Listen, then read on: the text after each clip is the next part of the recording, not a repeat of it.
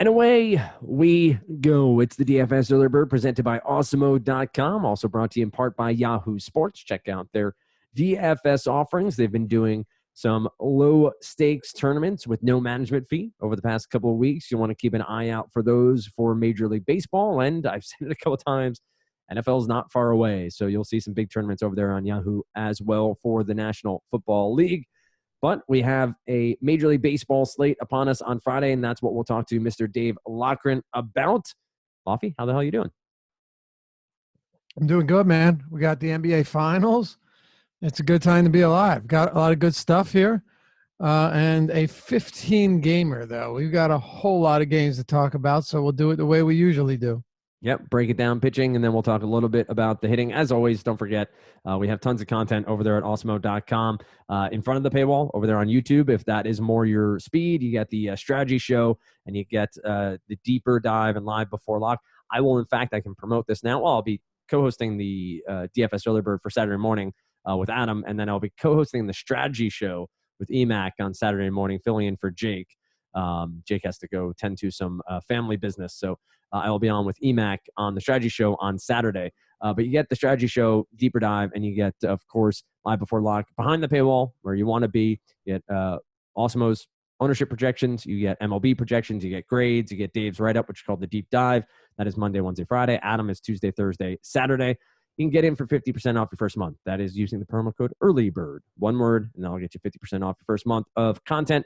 We have Fantasy Cruncher. We have all of the add-ons that you could want therein as well. So check it out now. Why not do it before NFL? Get in. You get Slack chat as well. And you can bug Adam by just at Ship My Money DFS in Slack. So just keep sending him messages. He loves it. Loves the direct messages all the time.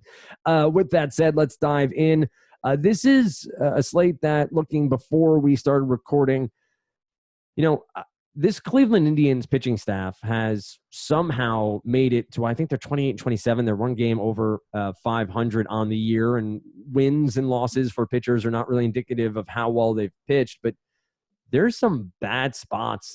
Obviously there's some injuries, Clevenger and Kluber on the shelf, but both Carrasco and Bauer have really had some really poor outings this season. Now, Bauer's price tag has dropped all the way down to 9,200. We'll talk about him in a little bit.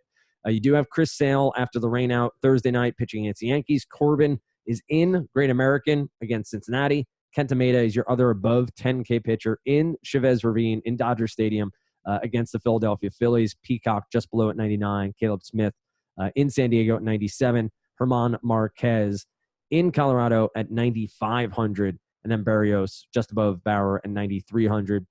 What's your take on the top end here? And I do want to get to Bauer momentarily and how much he struggled with the walks on the year. But let's go top end first. Corbin, Sale, Maeda, and so on. Who stands out to you? Which spots do you think are the highest end? Yeah, I mean, I like Corbin as a pitcher, but man, that's a steep asking price you got on him, man. He's been really good this year too. Don't get me wrong; he's been very good.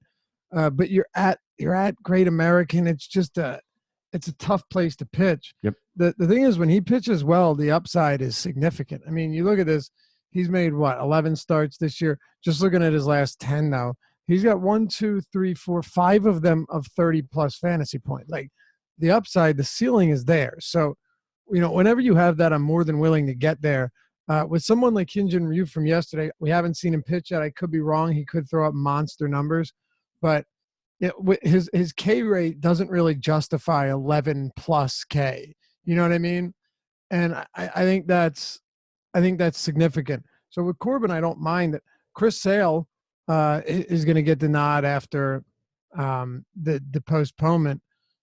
He's always in play. Look, his swinging strike rate, strikeout rate, everything. It's really all you need, right? When you're talking about whether or not he's worth rostering.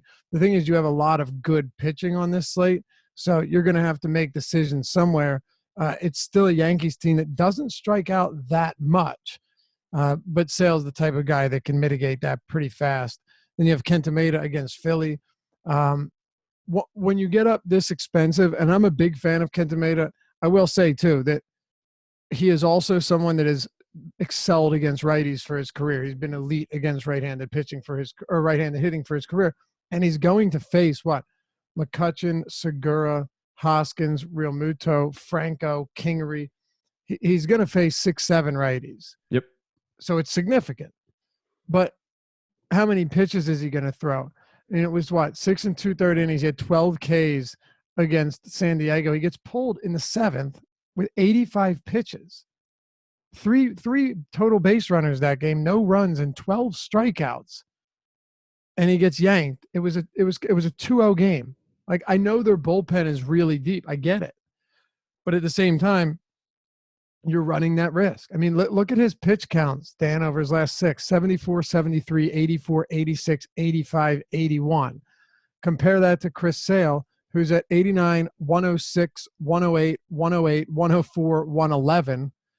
And then Patrick Corbin at the top, 116, 98, 108, 107, 118. Like, that's potentially 2 innings worth of pitches, maybe more.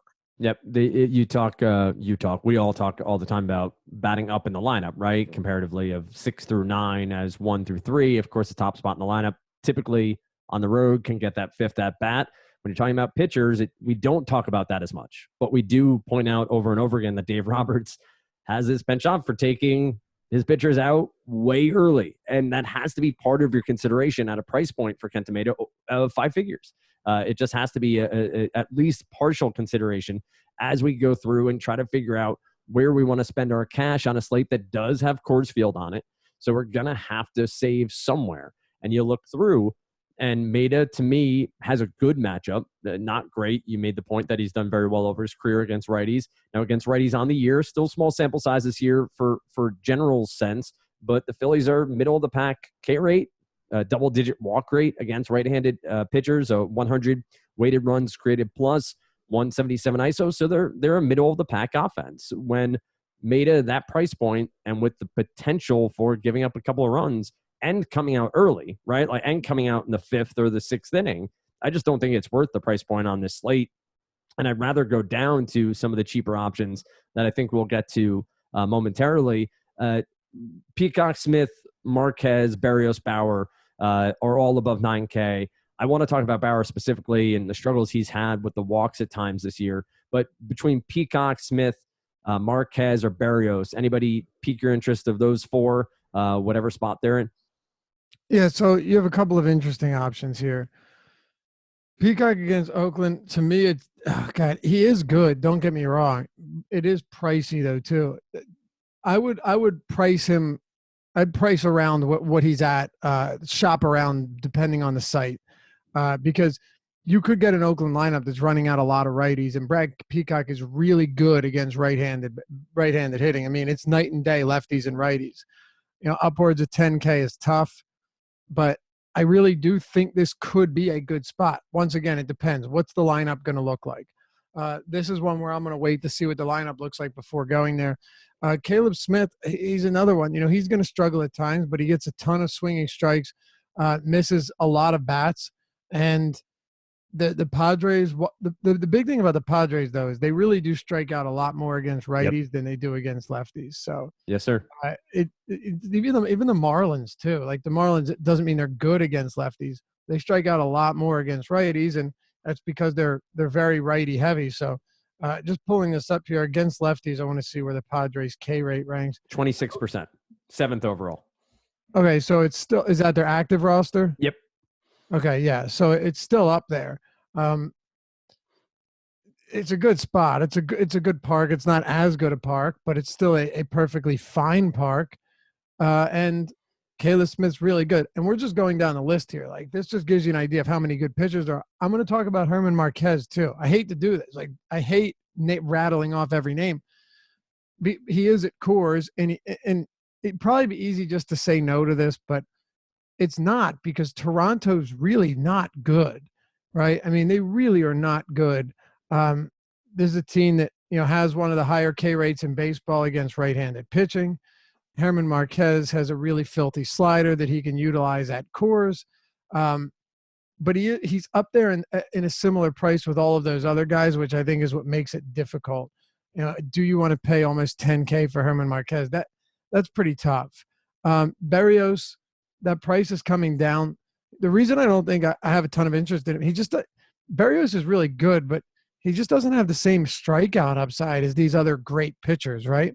Like I think his first start of the season, he had double-digit Ks, but outside of that, he's had 8 strikeouts once, right? He's got 6 or fewer strikeouts in 5 straight starts, and he's just not a huge strikeout guy. He's good, but he'll probably finish the year around 8.5 or 9, 9 strikeouts per 9.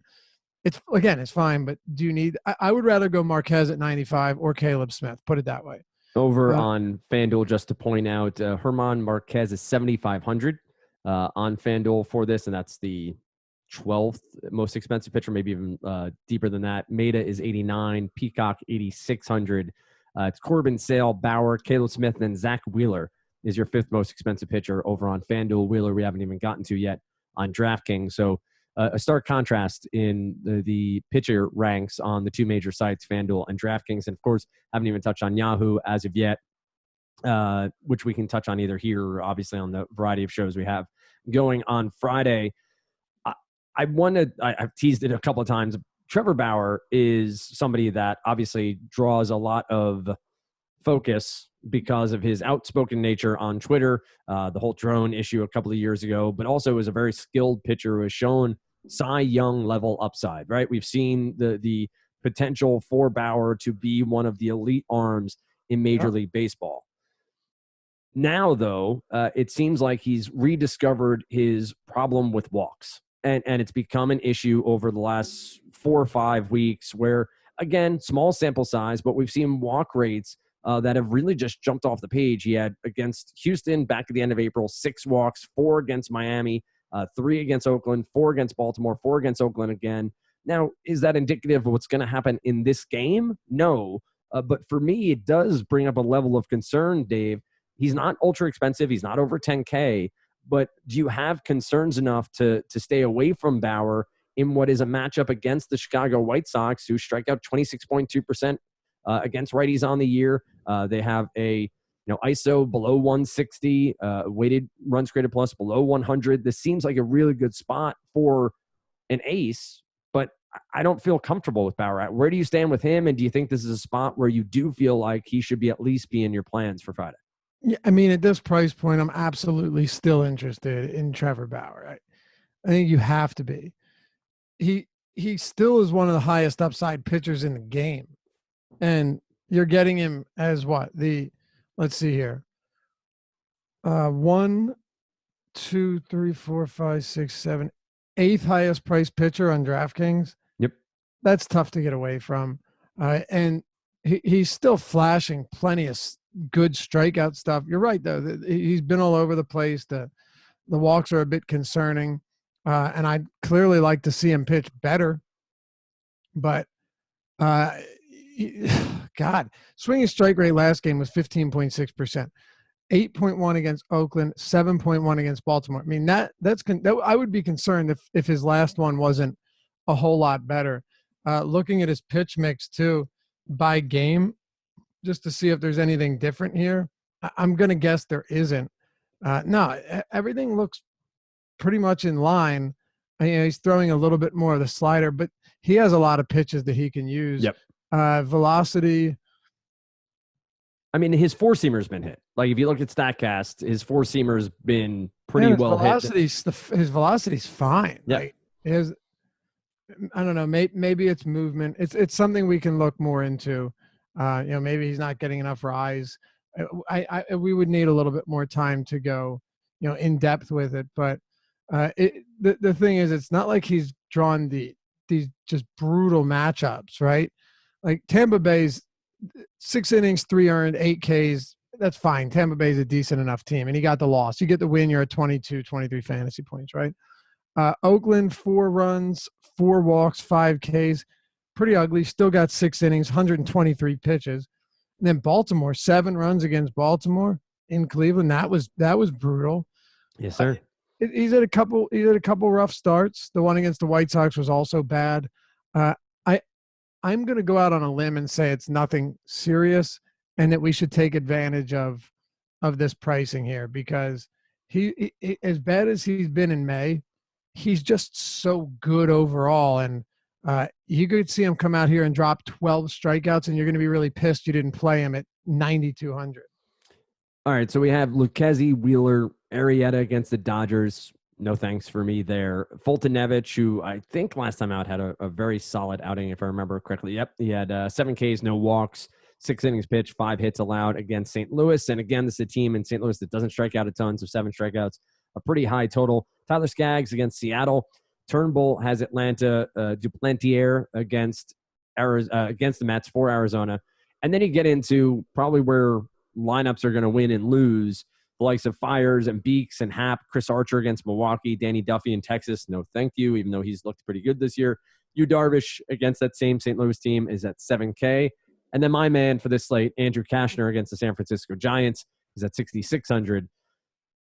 What do you got? Where do you find names in this mid-tier where we're really going to have to, if we're trying to roster cores, these Colorado bats against Toronto or anybody here in Coors Field, you're going to have to save somewhere, any of the elite offenses, to be quite honest. Mid-tier, what are the names that jump out at you, and what are you really trying to find as you sift through some of these less than stellar names? Andrew Kashner, huh? Hey, man, San Francisco Giants are terrible. Yeah. You know, it's not, if they were in San Francisco, I'd be all over it, but I would assume he'd be more expensive. But right. Joey Lucchesi's good. Miami doesn't strike out. Against lefties, they also don't walk. Their walk rate is like 4%. I know. Oh, I know. I could see him having a decent game, but are you really gonna play him over Bauer? It's tough for me to do that. You know, the White Sox might have more power. They do, but they also have so many more strikeouts. Like, I'd rather take the chance on Bauer. I don't see a double-digit strikeout game from Lucchesi in the cards. I see that being a possibility for Bauer. Fultonevich against Detroit. It was really good to see that he was, pounding the strike zone, and getting really good swings and misses, because he wasn't missing anything over his first few starts. It was heinous, actually. It was really ugly. And when you look over his game logs, you look at the plate discipline numbers, like early, you wonder if they brought him back too early or whatever it was. Whatever it was not good. I can tell you that much. But, it's funny because I look at this. His swinging strike rate last game was only 9%, but he got a lot of good called strikes. And as you can see, got the misses, got the called strikes in pitcher counts, which he hadn't been able to do over his first few games. 8,500. It's a bit steep, but it's not steep if it's Fultonevich of last year against Detroit. Yeah. It's steep if we don't know which Fultonevich we're getting. And I think there's still a level of uncertainty there, but I'm not totally against it. Just knowing that Detroit is a huge K team. Look, the biggest thing is strikeouts. We all know it. If it's a cheap pitcher that doesn't have great strikeout stuff facing like Miami and they're a righty and they're at, Oracle Park and I think they can go 6 or 7 innings, give me several Ks and get the win, I'm fine with that. But generally speaking, like we're gunning for the strikeouts, and that's the number one place you look in spots like this. Yep, and to that end, Fultonevich over on FanDuel is 7,300. Danny Duffy just above, Tyler Mahle just below. So again, one pitcher site, you're constructing lineups obviously vastly differently than you might be on DraftKings or Yahoo, as it were, but some upside there for Fultonevich at that price point. As we continue on here through the pitching, talked through Lucchesi, hit on Fultonevich. I have no interest in Wheeler, Arrieta. I have no interest in Turnbull or Duplantier, Fires or Beeks. Any of these guys on your radar in this mid-tier? Well, I'm not going to what is it? Duplantier? Is that how you say it? That's how I'm saying it. I haven't looked it up yet. So he's thrown 58 pitches at the most this season, and he's made 5 appearances, none of them starts. So I don't know how deep he's going to be into this game. We know that Luke Weaver's out, so he's taking his spot. Duplantier. That makes more sense. Okay. Oh, stop it. What? That makes more sense. Hey, I didn't know it though. Um, I want to see. I'd have to see if he's stretched out. If he's stretched out, because the last appearance he made was May 12th, and then he's been in the minors. So if you want to check on the Yep. MILB.com while Thank I you. rattle a few of these off. Thank you for that website. You knew it? Never heard of that one before. No, I wasn't sure what you. Yeah. All right. Oh, that's good stuff. The 7K range, it's tough. Mike Fiers. The funny thing is, Houston is running out a skeleton crew of a lineup, and there actually have been some strikeouts in there. I just don't think that this is the guy you need. Fiers is probably not the guy. He's not stretched out. 65, 60 pitches his last two. Yeah, see, that's tough. No, especially not at that price. If he was super cheap, I think we could probably make that argument. What are his strikeout numbers look like? Let's see. Strikeouts 6 in 4 1/3, 3 in 3 1/3. All right. So I guess is he a reliever? Is he like a long reliever? I think it's out there in the PCL, so they do a lot of piggybacking in the PCL, multiple pitchers, starters pitching in the same game. So he may just be paired with somebody. All right. Turnbull is a pretty decent pitcher from a strikeout standpoint, but it's hard to get to him against Atlanta at SunTrust. Like I said with Fiers, you don't back off pitchers against Houston going forward. I mean, Fiers, I doubt I get there, but Correa's out for 4 to 6 weeks. Yep. Right. Altuve's still out. Yep. Jose Altuve is still going to be out, I think, probably a couple more weeks. And then George Springer remains out. And let's not, I mean, Aledmys Diaz was a starter that was, cemented in this lineup. That's 4 guys, 3 of them huge. I mean, at this point, who they got Bregman and kind of Brantley. Like, it's really not. The strikeouts will increase, and jump on that before everyone else is realizing, oh wait, Houston's actually not good right now, because they're really not that good right now. So not Fiers, but we'll pay close attention to that. Chris Archer is an interesting tournament option, but he's just been really rough, man. Like I can't. The walks have been so dreadful, right? He's walked 24 batters in 40 innings. Wow. That's a lot, man. Yes, sir. Like that is a lot of walks. And, Milwaukee offers some strikeouts against righties, but I don't think Archer can get deep enough into games unless he corrects this. 5 innings, 3 1/3, 4, 5. It has not been good for him whatsoever over the past month and a half. So we'll come down a little bit further. We do have 15 games here. You're not going to Duffy in Texas. Yu Darvish against St. Louis. It's interesting only because they're such a righty-heavy lineup. And he's cheap. I mean, right, and he's dirt cheap. Exactly. So the big thing about that is we'll go right back to the strikeouts. Like he's striking out well over a batter per inning. I mean, well over a batter per inning for Yu Darvish. So, over these other guys that might have a slightly better matchup, I'll take the guy that could give you 8 or 9 strikeouts here. He's got a 27% K rate, 11 strikeouts per 9. We both like that. And he's really cheap. So I see some sense in that in tournaments.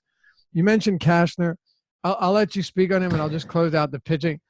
I don't know if the K upside is there. Again, I'd probably just go to Darvish and hope that he can give me the strikeouts.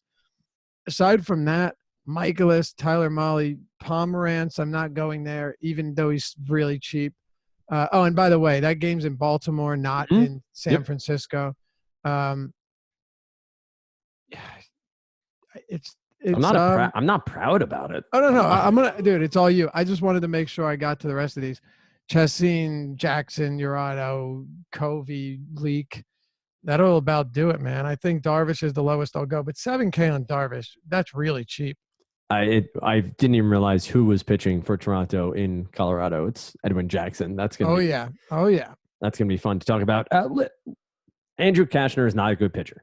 I think I can say that, up front and he's honestly done a here. Decent job of limiting runs. That's what he does. He's a number 5. He's On a a pretty bad righty. team. He's a righty Derek Holland. He just limits damage. You keep expecting him to blow up, but Right. this is a San Francisco Giants team that, yes, they're out of Oracle Park. They get a positive park shift that we can talk about. They against righties on the year, small sample still. We're only at the end of May, 23.2%, walking 7.7%, WRC plus of 83, an ISO 162.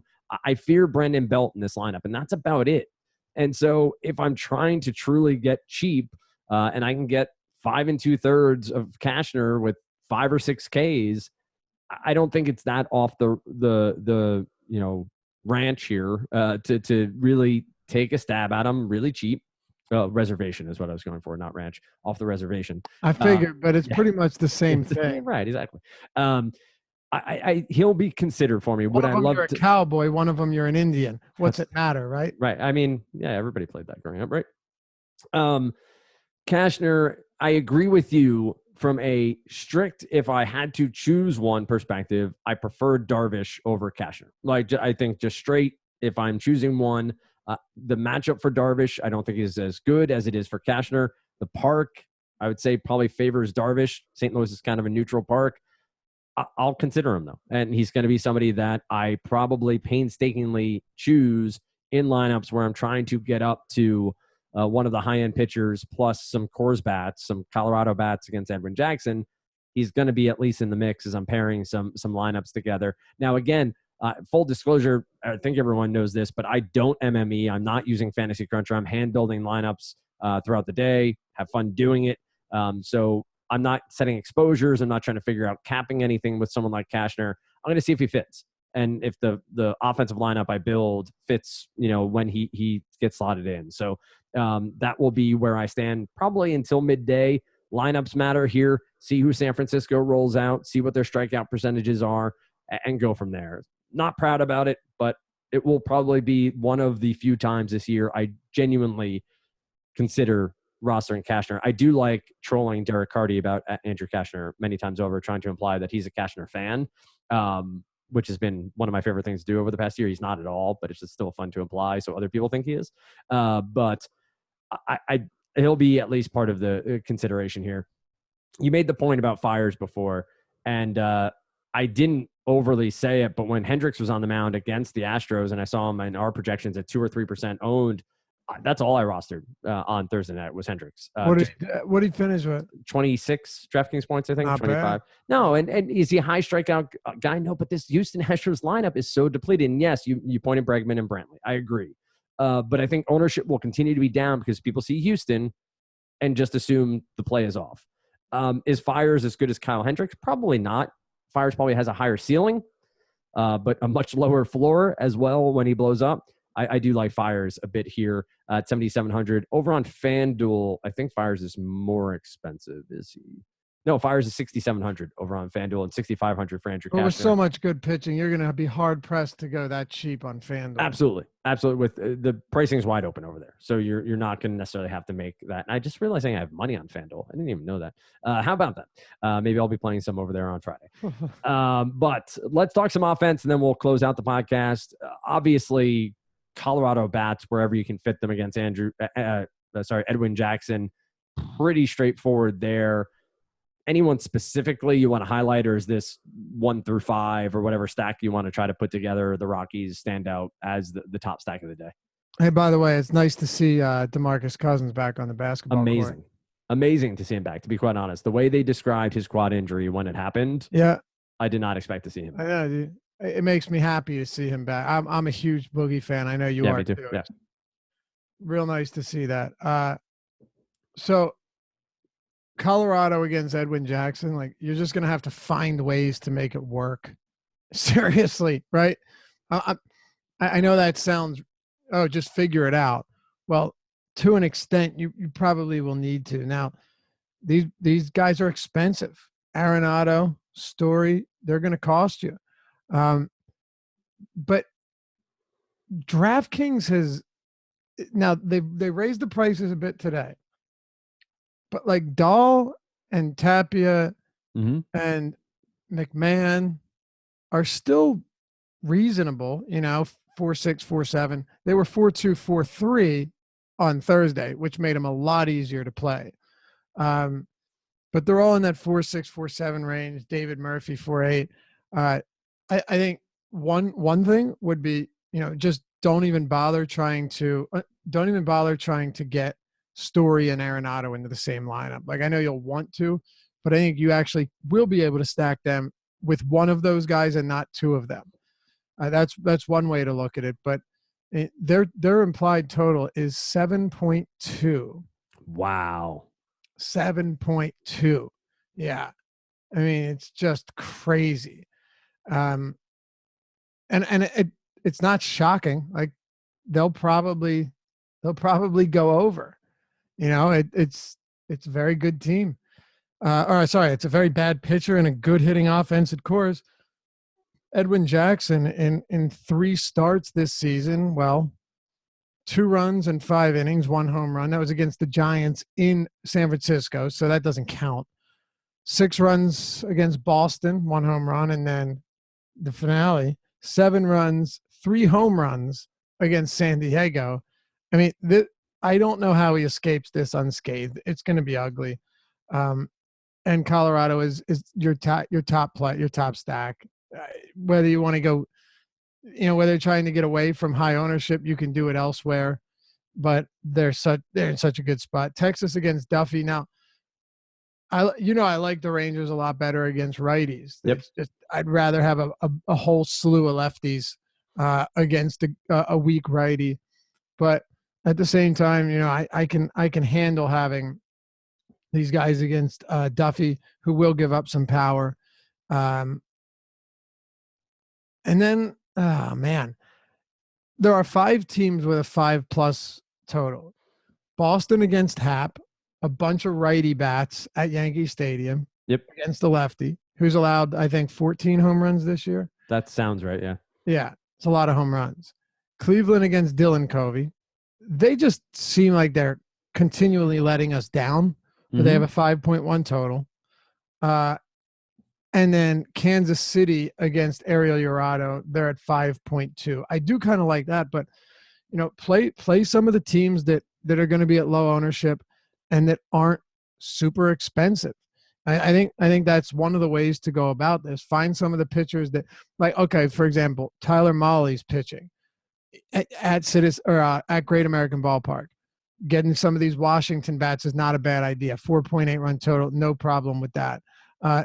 San Francisco against Cashner. It's ugly, but when he does break down, it's bad. And they're going to be dirt cheap.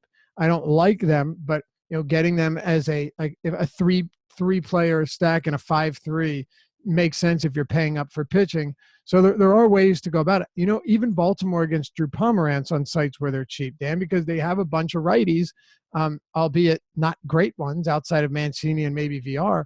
But it's an easy team to stack against lefties, and Pomerantz hasn't really shown us much at all. So I do think there are different ways to go about it outside of just Coors, outside of just Globe Life, but that's going to be chalk. Yeah, it's pretty crazy to see some of the prices on Baltimore of late, where you have Renato Nunez, who I think is in a great spot here against Pomerantz at home, is $5K. So take that. Insane. FanDuel's been different, though. FanDuel's on a lot different. DraftKings, their prices are nuts. Yeah, so you're going to have to make some decisions on DK of where you're going, try to find some upside. I know some people will roster Miami Marlins bats against the lefty just simply because they've been somewhat better against lefties.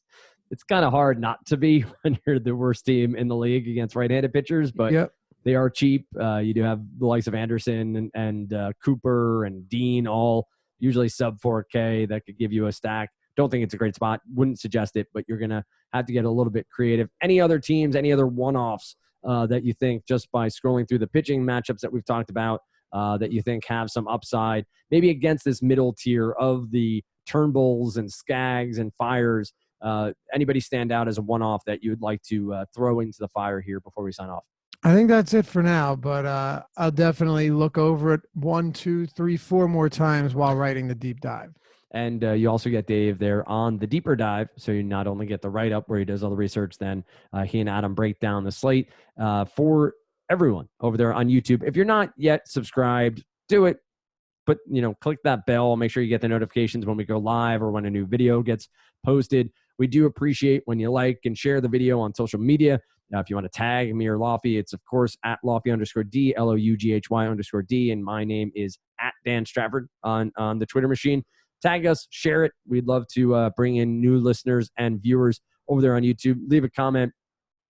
Today, here's a question. If anyone's still watching, who do you think is the top pitching option for this slate? Just leave us a comment. We'd love to shout you out on our podcast Monday morning when Dave and I are back with you on the DFS Early Bird. As I said, I'll be with Adam Saturday morning for the DFS Early Bird. Then I'll be with EMAC on the strategy show on Saturday late morning Eastern time.